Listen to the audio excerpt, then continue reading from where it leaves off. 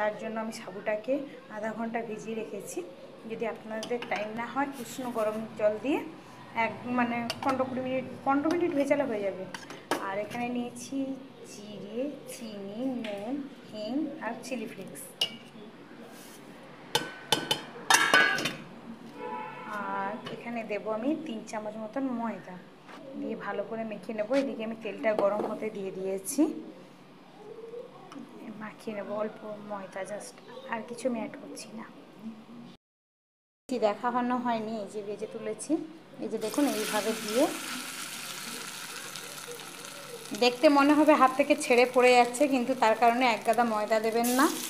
আমি এখানে 100 গ্রাম সাবু দিয়ে করেছি, তার জন্য 3 চামচ ময়দা নিয়েছি। আপনারা এবারে যেভাবে মেজারমেন্ট নেবেন তেমন, কিন্তু এটা ভাববেন প্রথমে যে ছড়িয়ে যাচ্ছে হবে না, সেটা ভাববেন না, একেবারে হয়ে যাবে ঠিকঠাক, চিপকে যাবে।